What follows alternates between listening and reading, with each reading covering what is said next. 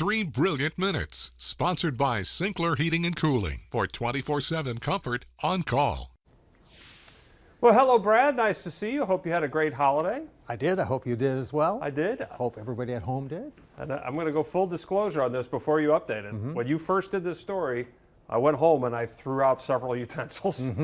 Well, and you might still think you made a good Well, I'm not going to decision. bring them back. They're, Right. they're long gone. Okay, so we first brought you this story on these black cooking utensils. It was back on October 8th. I went back to see.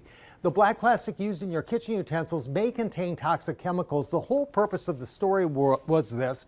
Researchers started analyzing these black plastics in the utensils, and they found that a lot of the plastics were essentially contaminated. They contained recycled plastic, mainly from TVs, computers, other electronics, things that are exposed to a lot of heat. So they have flame retardant materials in that black plastic, and they say, we don't know how, but this has gotten mixed in with food grade plastic, and now they're going out the door, not just in cooking utensils, but children's toys and carry out containers and all sorts of things. Now we have this update. Black plastic kitchen utensils aren't so toxic after all, but you should still toss them. So here's the bottom line. The authors of the original study say they made a mathematical error, and it was a significant error. Really? However, the error still makes the plastic in that quasi-questionable safety area, and they say the math error does not impact the study's findings, conclusions, or recommendations. You should still toss them, okay? So I just wanted to bring that to everyone's attention. Thank you. Chris, here's one I don't really want to talk about, but we must. We're going to do it again. Huh? Listen, it was just 1 week ago today, okay? At that point in time, the data from December 18th, so that would have been a week ago yesterday, 61 confirmed total reported human cases in the U.S. We said that there was that presumptive case in Wisconsin, so it probably was actually 62.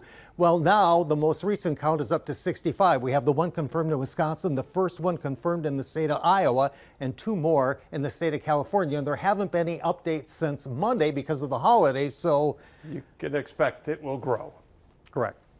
Okay. Now this is interesting because you might have heard about this on Christmas Eve, the Parker Solar Probe. I had to go back because I knew we talked about this one before. We did. It was in January of 2023, so almost 2 years ago. This space probe was launched in 2018, has been circling the sun, and on December 24th, which was Christmas Eve, made its closest approach to the sun so far, 3.86 million miles. That is actually passing through a portion of the sun that extends away from the body of the sun, so it's in the sun's, lack of a better word, atmosphere, if you will, that it's orbiting. Within its grasp. Correct. Now, here's the problem. It did this on the backside of the sun, away from the Earth, so it still is not known whether or not... We think it's still doing something. Good point, good point. But tomorrow we'll know one way or another because it's going to send a tone signal and we'll know if it survived or not, okay? So you're going to find out. You'll hear it in the news tomorrow one way or another.